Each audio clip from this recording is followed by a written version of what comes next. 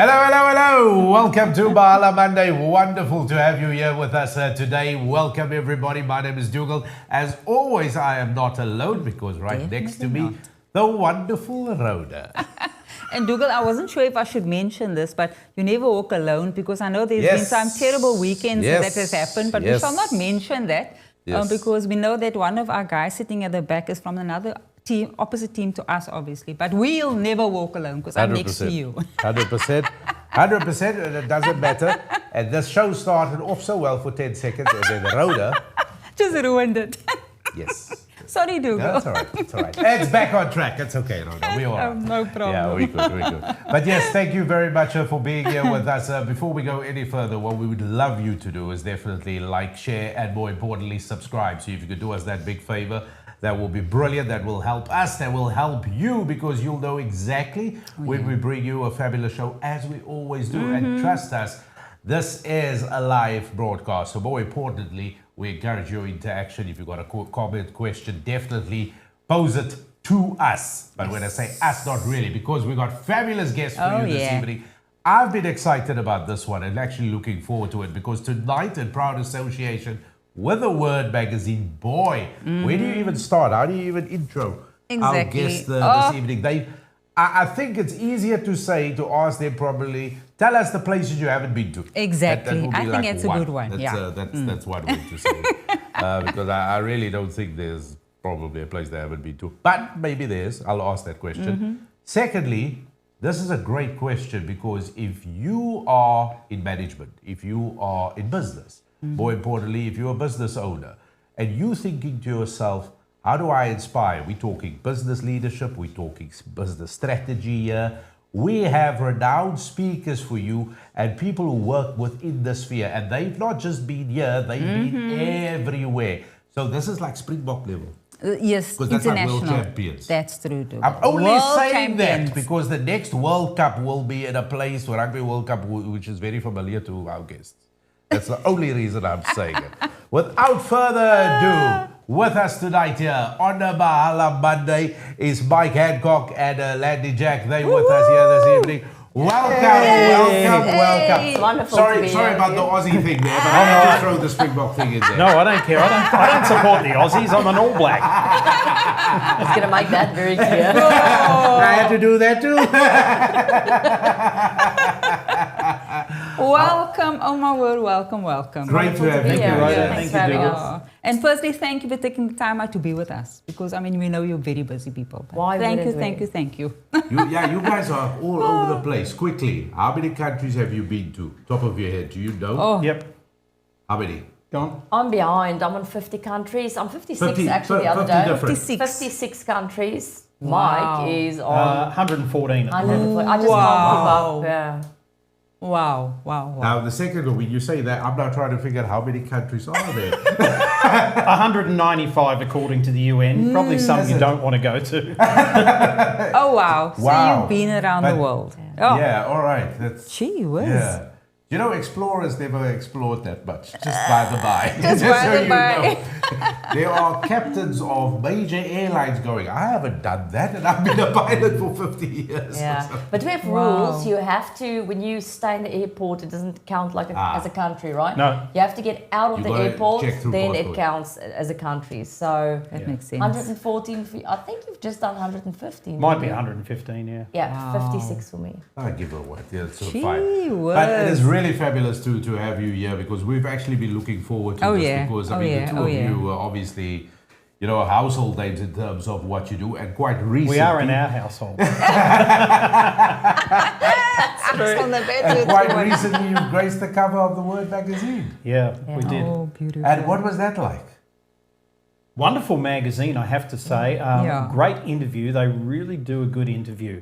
So I think it was lovely for us to be on the cover as a couple because so many magazines and people who do articles and interviews and that want either one or the other of us. Yeah. Whereas, you know, we are a couple, we do everything together, we travel together. So I think just being together on that article was fantastic. We've worked with the team of Word magazine for quite some time now. They're just a wonderful group of ladies. So it was very special for us to be asked to be on the front of the magazine. Oh, that's sweet. No, that's fantastic. That is fantastic. But you're absolutely right. They do amazing work, and they're also, in this instance, obviously highlight the excellent work that the two of you been doing. How long have you been doing this? Where did this all start? To people watching this now, they want to know exactly. They want to know exactly. What has been the story? Where did this all happen? You know, when you travel the way we do, every time we leave the front door, I say to Mike, say goodbye to our apartment because we're going to come back a different person again. Wow. So when you ask us how did this start, it feels almost like you're talking about 700 lifetimes ago, because we've been through so many learning cycles as individuals. You think you've reached a version of yourself and then you leave again. Like our next upcoming trip is 4 months and then you come back a completely different person. But it started way back for Mike in his business, and maybe you want to talk about how it started for him, and it only got together for the two of us in 2014. But pre-Mike, I was a consultant in Johannesburg. Okay. And I lived the consulting life where I was flying between Joburg, Cape Town, and had local and international clients as a consultant. And then when we met, Mike came in with the personal and professional development industry, which is very, very different for a corporate boardroom consultant type of person. And so our mission was then to put that together and get onto the same page to develop what's now known as the Circle of Excellence group of companies. Wow. And that is what you've been doing. And Mike, for you? Yeah. I left corporate in 2002 and became an entrepreneur. Prior to that, I was general manager sales and marketing of what was New Zealand's biggest financial services company. And I wanted to become an entrepreneur, so I became an entrepreneur. I started a construction company and a seminar business to sell houses, mainly for investment.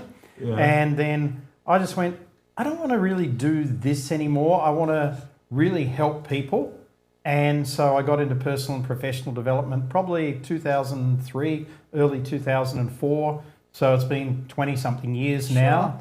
And then when Landi and I met, 11 or 12 years ago as it was now, we just put both the businesses together. And if she tells you the truth, she came into the business, what is he going to say now? 4 days after we met. We were running a seminar in Cape Town. Yeah. I think we had about 180 people there, and I said to her, so you're on next. And she said, sorry, what? I said, you're speaking next. She said, what am I going to speak about? I said, anything you want.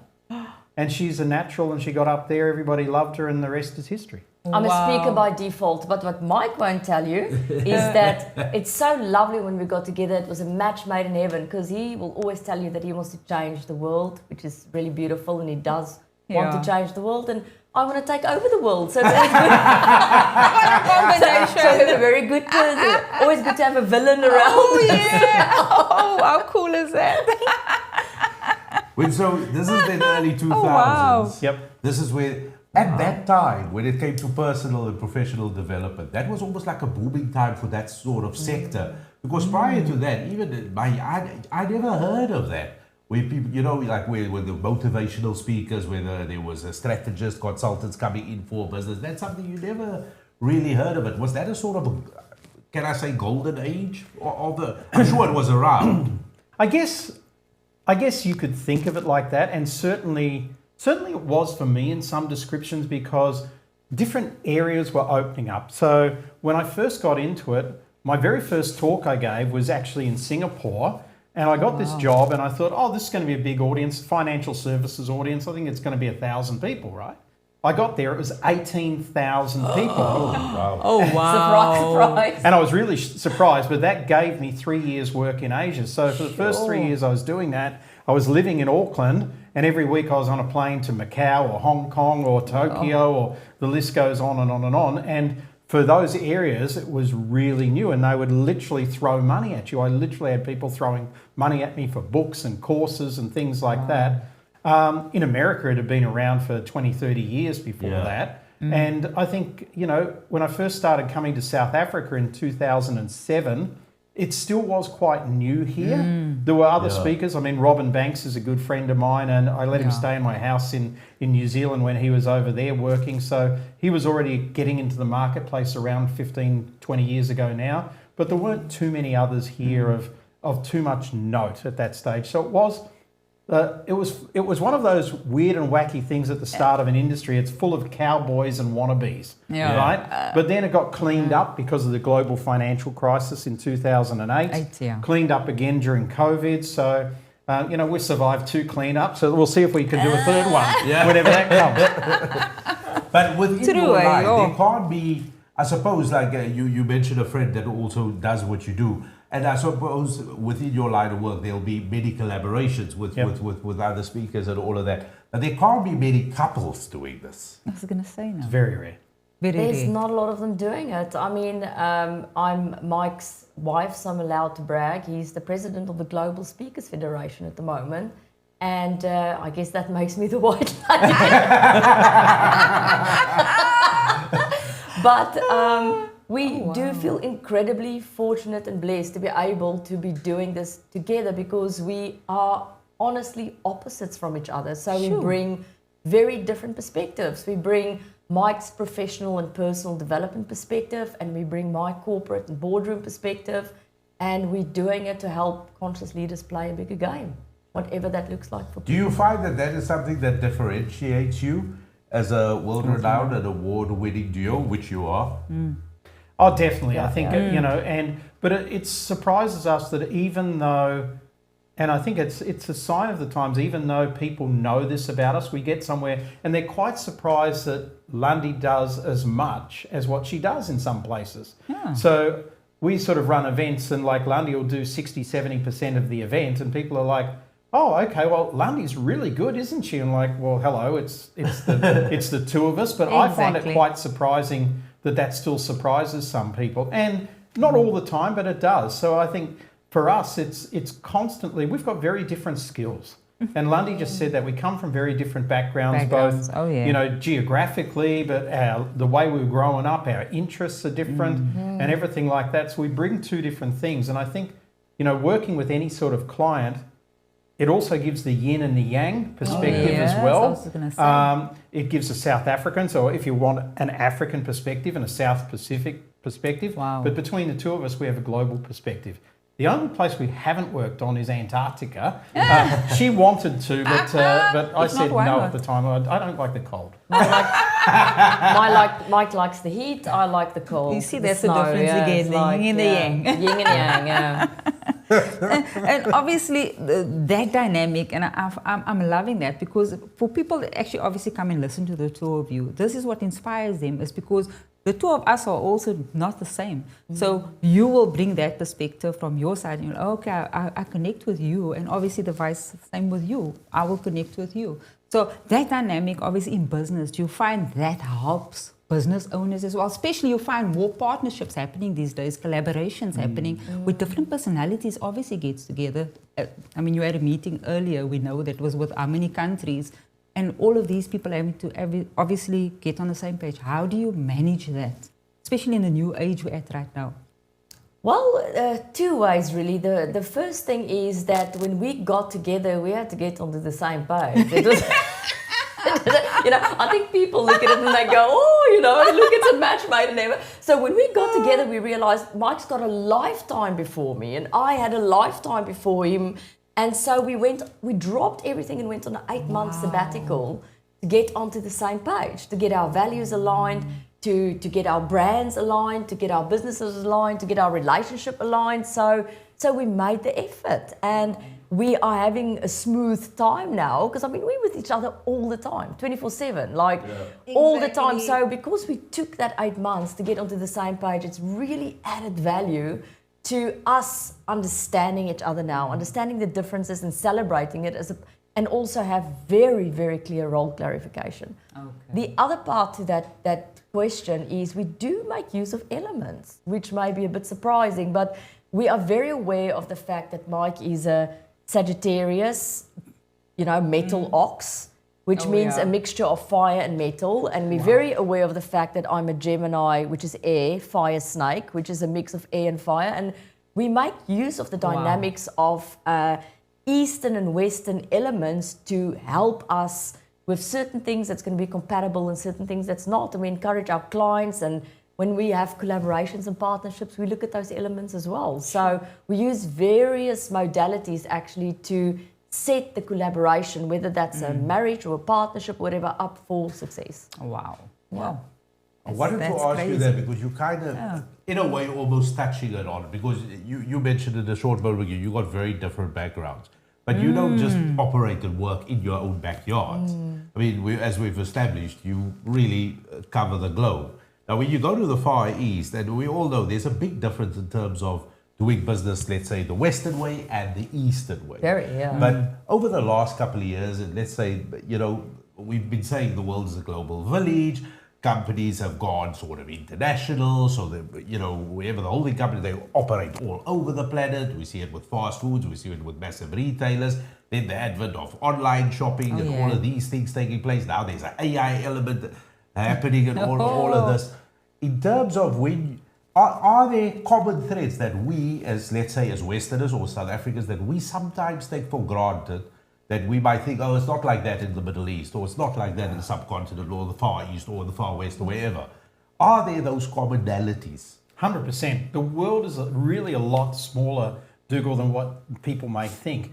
Like, doesn't matter where you go in the world, doesn't matter if you're in Riyadh in Saudi Arabia, or you're in Ho Chi Minh City in Vietnam, or you're in New York City, right? It doesn't matter. People want love. They want to make money. They want to do something that's passionate and have a purpose, and they want to create a better life for themselves and their family. Those things don't change. Doesn't matter where you are. So with that commonality of us as human beings, there's the idiosyncrasies. Like we go to the East Coast of the US where there aren't many South Africans, and they're like, "Can you all speak a bit more, love?" You know, it's sort of like they want her to speak, right? And they love her because they don't hear that accent. But if she goes to New Zealand, for instance, she just sounds like half of Auckland because half of Auckland's South African. So sometimes you're not celebrated in your own backyard as well. So you've got to make use of the differences. I remember the first time I'd been to India many times. When we met, I said to Landi, we're going to India. And when I said we're getting there, I said, be aware we're going to have photographers chasing us. She goes, why? I said, because here we're unique. And so we ended up basically having 50 photographers taking photos of us at one event. And she goes, wow, there are a lot of photographers, aren't there? And I said, that's because the guy standing behind us is the biggest movie star in the whole of Bollywood, Amitabh Bachchan, right? He's like the George Clooney of Bollywood. I said, we're not actually in the photos. We're just getting our photos in the background. But we were in the photos the next day and all the paper standing next to him. We had our moment of glory. We had our moment. But it's interesting when you travel like this. You start out looking for differences because you're now learning about the different cultures. Then you realize there's more similarities than differences. And then you start realizing that you and a fellow South African that looks the same and come from the same culture are so different from each other. And then you and a Malaysian person who's raised completely different than you are exactly the same. That's the beauty. Because you mentioned it earlier, like in a way, like you celebrate your differences, and that's a big thing for us as South Africans as well. We really celebrate those differences, and we always tell the differences as the unique element. But as you alluded to, we really all the same. Because the reason I ask it, and I set it up like that, is because when it comes to business and strategy, conscious leadership in business is now more vital than anything else. 100%, yep. So that being similar is now more important than anything else, right? Well, I think people's definition of what conscious leadership is very varied around the world. And so, you know, if I said to our viewers out there, what's conscious leadership, we would get hundreds of different opinions in. So the idea of conscious leadership, to me, I have a very definite opinion of it, but the idea for everybody is quite different. So the first thing you need to do is get on the same page of what does that mean for you? So if we're working with a leader in, I don't know, Japan, for instance, we say, what's conscious leadership? It might mean something entirely different than if we're working with somebody in Cape Town. I invented a conscious leadership quote just recently because I needed a quote for our magazine, Lead Magazine. And I was thinking, I have a space here open, what shall I say? And I really put some good thought into it. And I thought, because there's a lot of people out there, there's a lot of movements now that sees conscious leadership as you have to be perfect. you mustn't do this wrong and you mustn't do that wrong. And for me, it just doesn't rings very well. So I thought, conscious leadership really is not necessarily that you're perfect. It's not even that you're doing this massive thing that's making an impact. It's your capacity to love yourself and others. Wow. If you can do that, then I personally think you're conscious. Yeah. And I think to pick up on that is the basis of conscious leadership for me. I've never seen anything better than what appeared in Forbes magazine in 2016. And it said, conscious leadership is not about saving the planet. It's about the leader's preparedness to do the deep inner work inside themselves to turn up as the best and most authentic version of themselves. There you go. And that is what Exactly. Because when you now said, like, people have varied opinions about it, I actually for a split second thought, and in my mind, it's always been, is it free to all and fair to all concerned? That's the closest thing in my mind. No, it's not bad. Yeah. Write it down. Gold star for Dugald. But that is immediately where I went, because when I now further think about it, and especially where we are now, everything what you do is kind of got to be environmentally friendly. Then for businesses, when businesses operate in a certain way, it's got to have the impact on the community, the society, whether they are legislative things that need to be met for business, especially in South Africa, a unique way for us to do business. There's a long list when we bring in all those things. So it is such a big thing now, more than it's ever been, because 5 years ago, I never heard this concept of conscious business or leaders. I've never heard. Yeah, I think we're partially guilty for bringing that into people's mindsets because we've written so much about it. I mean, we wrote a book about it in 2020 that was an Amazon #1. But I think that the thing here is we used to talk about, you'd get together with a CEO and you talk about what's a win-win strategy. These days I'm going, what's a win-win-win-win strategy? So a win for you, a win for us, a win for the greater good, and a win for the conscious awareness of the planet. Wow. And if you can do that, and it becomes really simple stuff. So for anybody listening to this, anybody watching this out there, to me it's very much, if the footprint that you leave when you finish doing what you're doing allows the world to be a better place for you having done it, then you're probably a conscious leader. Oh, wow. Gee whiz. It's as simple as that. Yeah. Wow. Because it sounds complicated. It doesn't need to be any more complicated. I was going to say it sounds very complicated. We can give you the ISO standard, but no. Yeah. Nobody's going to understand that, right? Just focus on doing what's right every day. Is that you with the guitar there? Oh, yeah, that's definitely me up there. I was a professional musician for 12 years. Oh, wow. Yeah. That's like so cool. It's a nice photo, isn't it, of Landi? It's stunning, stunning. I love that photo. I do believe we have a comment there.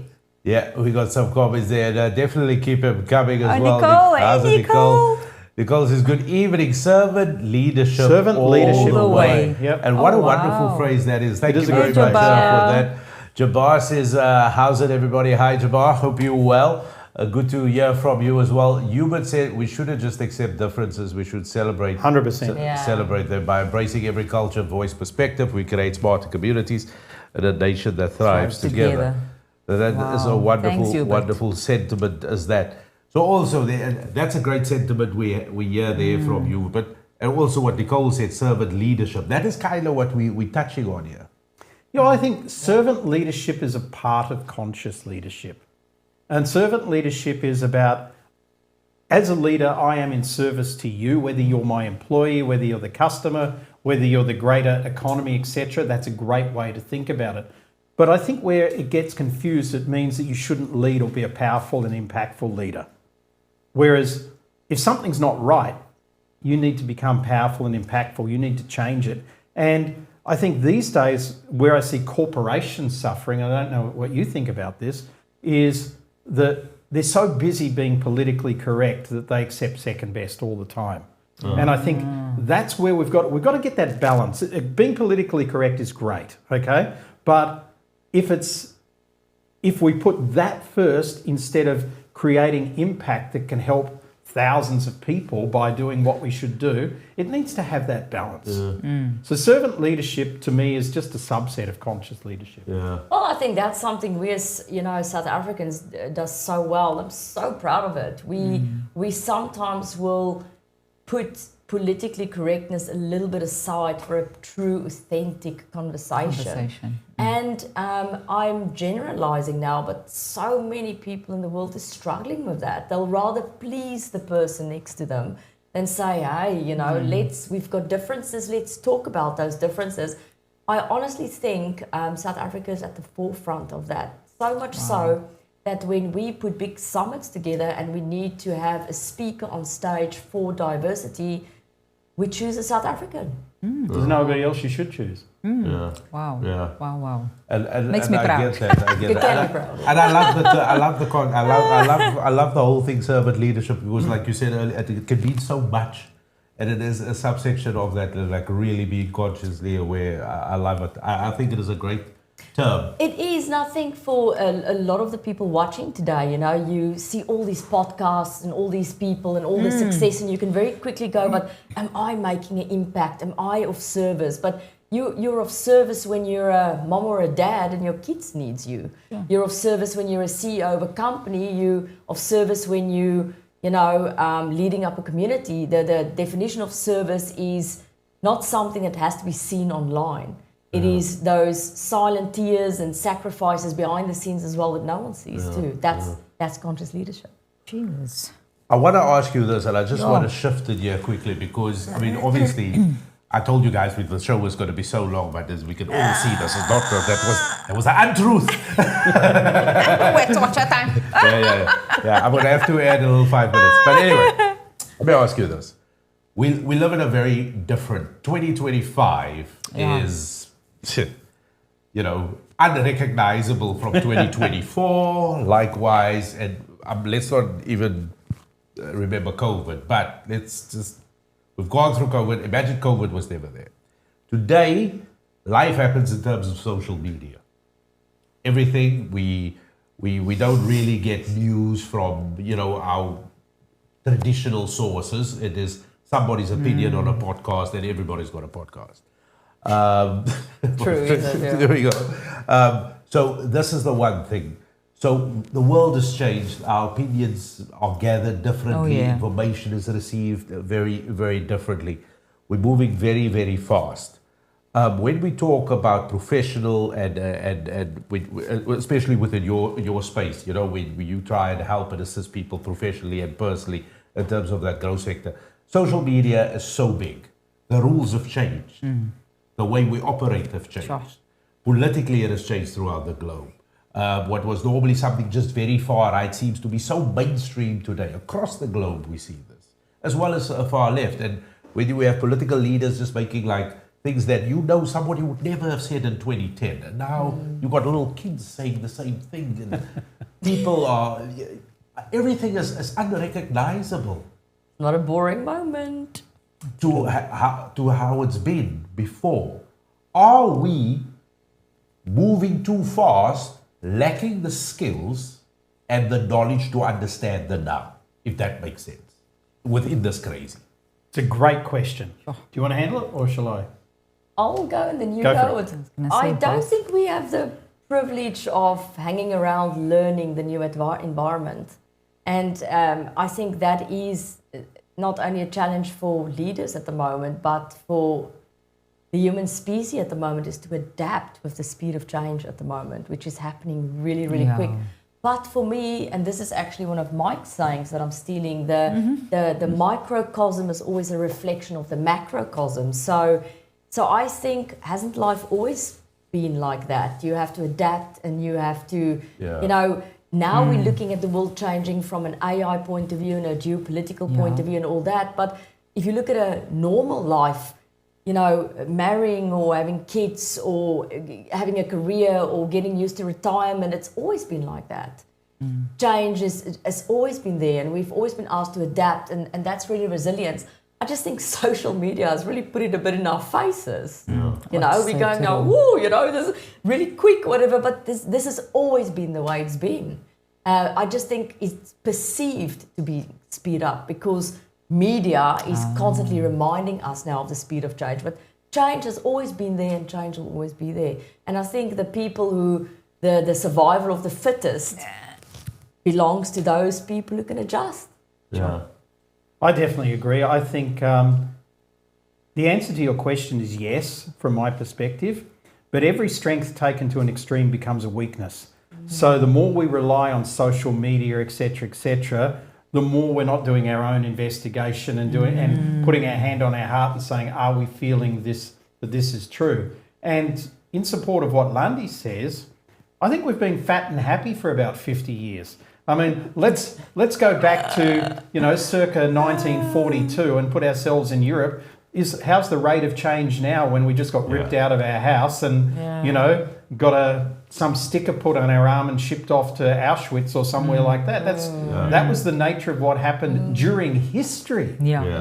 During history, we've been living in a relatively stable environment for the last at least 30 years in this country. So from that perspective, I think we have got a bit, this is how it's always going to be. And, in order for us to develop and grow as a species, I think we need to shake things up. And Landi stole one of mine, so I'll steal one of hers back. This is what she always says when people talk about AI. She says, well, didn't our parents tell us that we weren't going to be able to use our brains when the calculator came in? Remember the disaster. Let alone a computer at school. Don't give the kids a computer at school. They will never be able to think.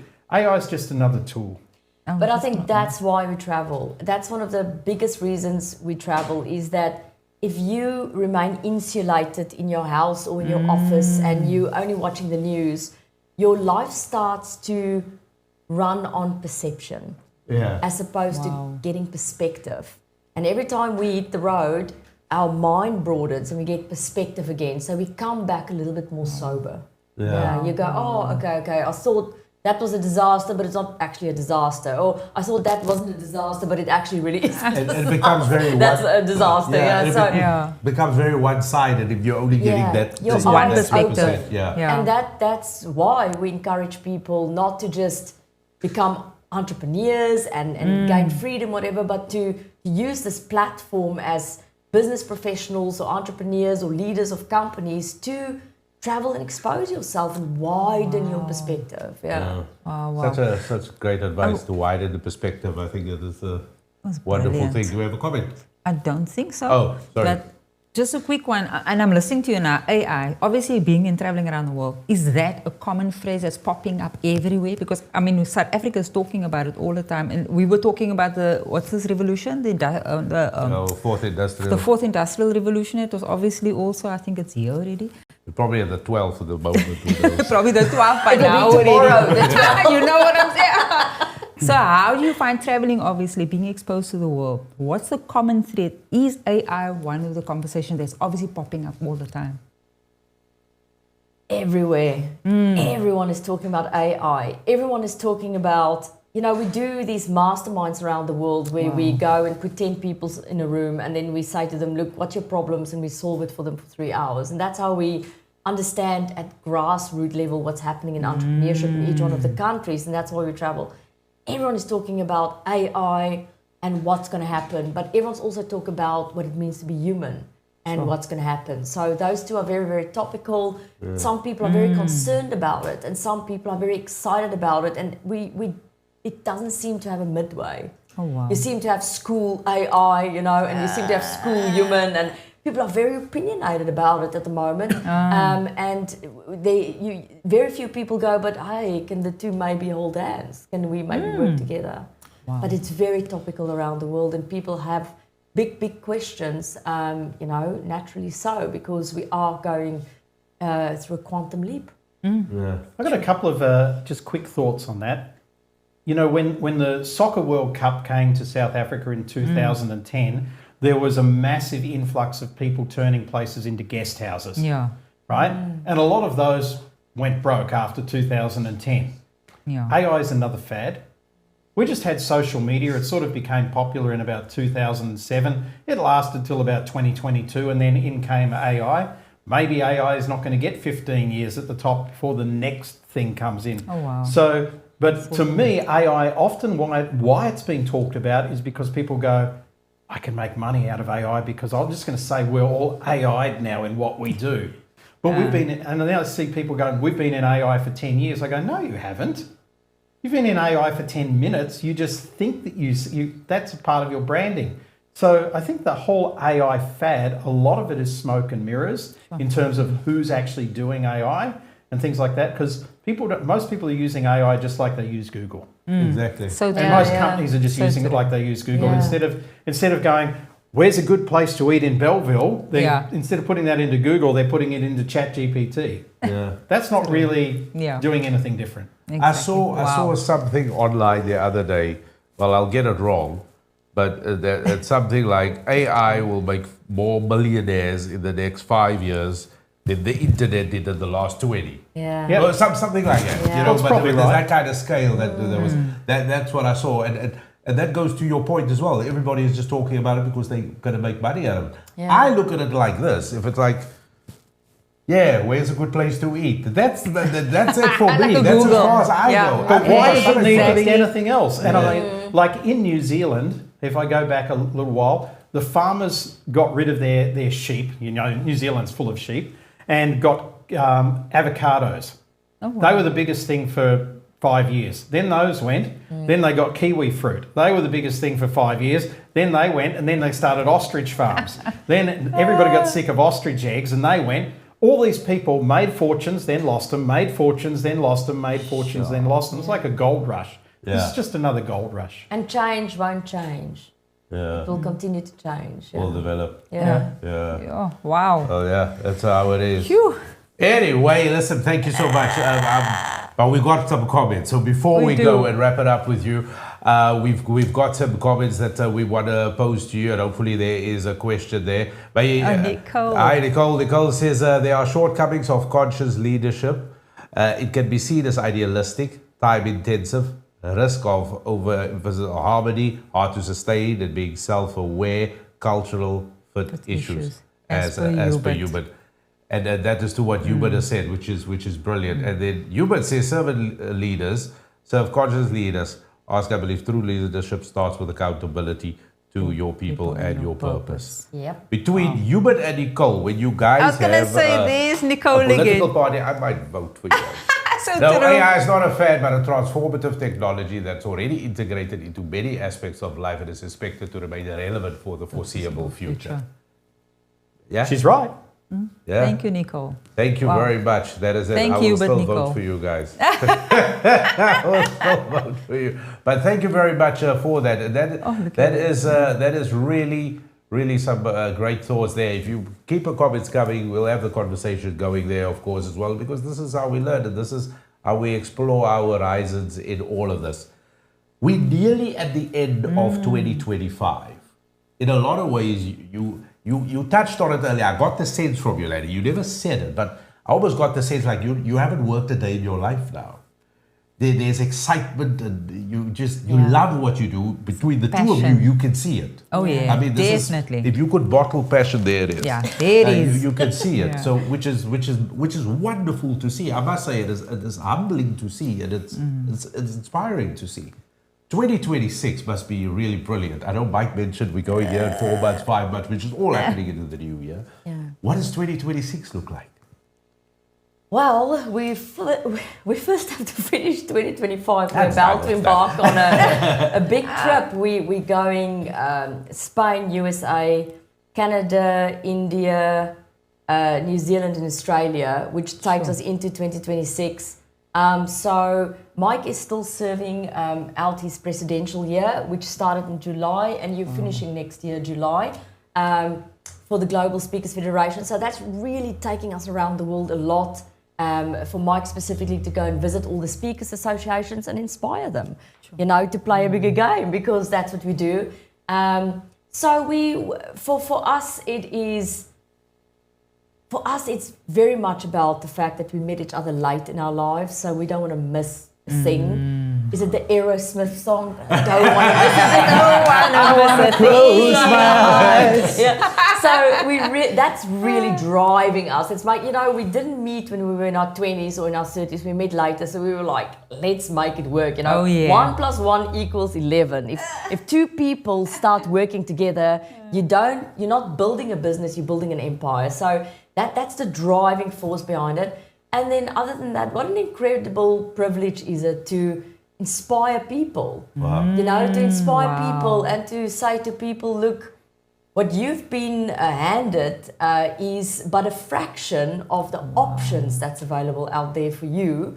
And, and the work we do, even though we give people a lot of business intelligence and mindset and personal and professional development, it always comes back to you not seeing the incredible potential and opportunity in you.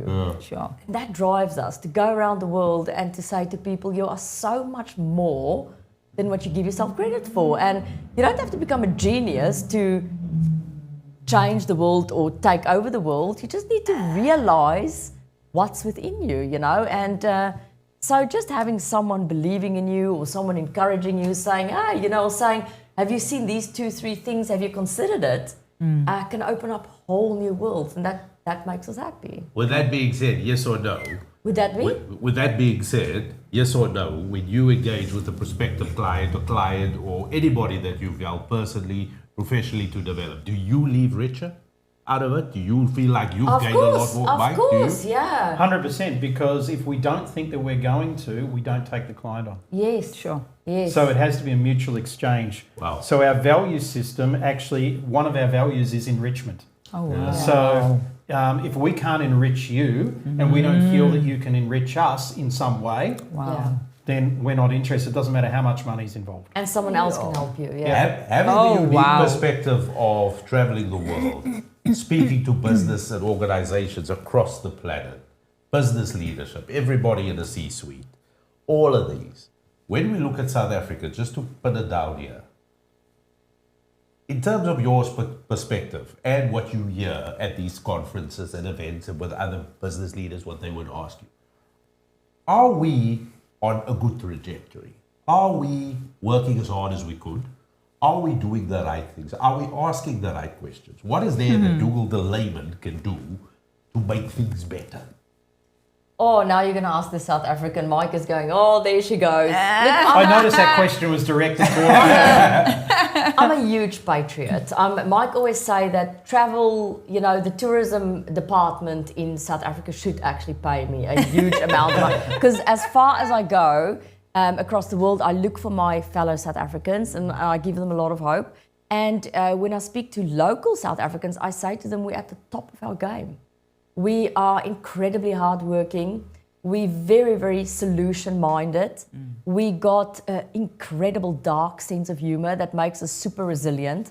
And, I see it all over the world, and it's something I'm very proud of. And that is not coming from our DNA. It's born out of adversity, born out of tough times. It's born out of exposure, having so many problems around us and then coming up with solutions for each of those problems. That has infiltrated not only into corporates in South Africa, that is making us quite sought after as consultants and counselors and experts worldwide. And so many times when I speak to South Africans, I say to them, the only thing that's standing in your way is your mindset or not having the confidence or not having had the exposure that I had. But I've sat at top boardrooms worldwide and we are properly trained, educated, and we're very good. And I'm not just talking about trained and educated from an academic point of view. We've had really good exposure. And so when COVID hit, we were talking to all sorts of clients from all over the world and checking in with them and hearing how you're doing, how you're coping. And this was not only South Africa. Many of our third world clients was coping 10 times better during that time of adversity and many of our first world clients, and I'm generalizing now because of the amount of things we've exposed to. So all the things our listeners are going through, all the challenges and hardship, that eventually goes onto a CV. And that makes you incredibly, incredibly competent. And if you're only willing to believe in yourself, it makes you very confident. Wow. So in my mind, we're quite up there. Wow. No, I couldn't agree more. Mike. I always say there's three key markets that you would recruit from in the world because they're well educated, really hardworking, and you just know you're going to get the right answers out of them. New York City, Sydney, Australia, Johannesburg, South Africa. Sure. And, you know, South Africans globally are thriving where they go. They're great entrepreneurs. For all the reasons Landi said, I would just repeat what she said. So I think for anybody listening to this, you guys out there, I would definitely say to you, you know, keep doing what you do, keep learning what you learn, and don't be afraid to put yourself out there because you're as good as anybody in the world. Oh. It's not the fact that, we're in South Africa, it's, you know, down the bottom of Africa, nobody knows where we are. That's the greatest mistake you could ever make. Yeah, throw yourself into the deep end. It's the best thing you can do for yourself is throw yourself in the deep end and swim. Hey, we do it anyway. we do it anyway. You're not going to stop swimming, so why not do it on a global scale? You know? Could actually had a comment there on work ethic and South Africans. And there it is, South Africans' resilience and work ethics that out there. 100%. We know how to fail, learn and turn setbacks into success. Proudly South Africa. That's why we're listening to you. Very, very kind of you. Thank you, yes, Hubert. That is why we're listening to the two of you because it is very clear why you have the reputation you have. Oh, yeah. And we just simply wish you the best. Should people want to get in touch with you, how do they go about it? Well, I think LinkedIn is probably the good way. Yeah. I've got a very full LinkedIn and Mike is getting there very quickly as well. But pop us a message on LinkedIn, connect with us on LinkedIn. If you don't get through to us on LinkedIn via LinkedIn Messenger, comment on one of our posts. And that's a very, very quick way for us to notice you or to start a conversation with you. Yep. Yeah, and then also you can check them out on YouTube and then, of course, the website. And we've got all those details at the bottom of the screen there for you. To have a peruse it, but I promise you that was my last question, and I didn't lie. I'm sticking to that. Oh, okay, good. Right, I thought you were going to give me a quick fire question. I do have one. Okay. Oh my word! All right, World Cup final next one. Oh my Who plays in the final? Well, it's definitely going to be South Africa. There's no doubt about that. I think it probably could be New Zealand. You know, it's my home team. I love the All Blacks, but I just don't think they're just not up to it at the moment. I hate to say it, but France is always a show. Yeah. But hopefully they'll stumble and fall like they always do. I asked that as a joke. That is an honest answer. Here's where the trick is. The Springbok sleeps with the All Black. That's it. They live together. That's true. And we live in harmony. There we go. So me and Mike have a rule when it comes to rugby. I don't know a lot about rugby. Ask me more about fashion. But our rule is that when the All Blacks play, then we go. If the All Blacks play against someone else, then we both go for the All Blacks. Yeah. When the Springboks play against someone else, we both go for the Springboks. Okay. And we love anyone who is against Australia. Give me a fire for that one. Oh, I'm going to be very unpopular. Now you may comment. In case you've been waiting for that opportunity. Thanks, guys. Mike Landi, what can I say? Thank you so much. It has just been a privilege. We needed more time. Yeah, thank you for educating us. Thanks for having us. We really appreciate it. We appreciate the work you do because it's so valuable to get messages from people out into the world, and what you do is really positive, and you guys are great. You are the epiphany of conscious leadership. Thank you. Thank you. We should be asking you. Rhoda's got a lot of No. Thank you, guys. Really appreciate that. Wow, absolutely brilliant. I tell you what, a lot of inspiration came out of that one with Mike and Landi during this conversation, which is absolutely brilliant. But you can go one step further. You can get a copy of the Word magazine, of course, because you'll see them in the Word magazine. They're right there. And as you know, all the content within the Word magazine, always phenomenal, really fantastic. Word magazine team, par excellence, we all know that. And the people that they featured, of course, everybody they contribute with, collaborate with is just brilliant. But that's a very specific reason, because from our conversation, you heard all of those key concepts coming up, conscious leadership, and really what it means and where we want to go to. And I love the fact that Mike said, like, people, doesn't matter where they are, They all need the same thing. We all need love, support. Everybody wants to make a little bit more a dosh, look after themselves and their family, and kind of leave the world in a sort of a better shape, that we find it in. And we sometimes feel as an island. We sometimes operate as that. We think we're the only ones who want that perception or was pushing for that. That is not the case at all. It seems that it is a universal thing. Now, once we've established that it is, and we can all confidently say it is, and in our hearts of hearts, we know it is, the question comes, are we operating in a way that advances that range of travel? Are we traveling in the direction that we want? Ask those hard questions, whether you are business leadership, whether you are impacting your environment, your communities. Are we making those positive connections? If we're not, we've got to ask those hard questions.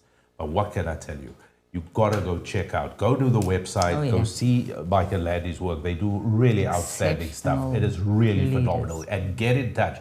Your organization might be 20 levels up in a few months from now by just making contact with them. Who knows? Rhoda's got to speak to them. I think I need to cook them. Yeah. But that is it, Rhoda. That's my take on this. That's it. You said everything, Dugald, to the T. Thank you so much. Oh, thank you. Yeah. Thank you. That is it then. Once again, thank you very much to you for watching. Thank you very much to Mike Handcock and Landi Jac for being here with us today on Mahala Monday. Made it a really, really special broadcast. Told you we were looking forward to this one, and now you know why. Before we go, we'd just like to remind you, please remember to like and share and please subscribe. Share. Hit the button, the bell. Please do us that favor. It will be brilliant. And we appreciate you for doing this. And until next time, from all of us here, look after yourselves and everybody around you. And we'll catch you on the next episode of Mahala Monday. Until then, and thanks for all the wonderful comments. Before I forget, that was fantastic. Thank you. That was fantastic. Thank you very much. Until next time, cheers, everybody. Bye-bye. Bye-bye.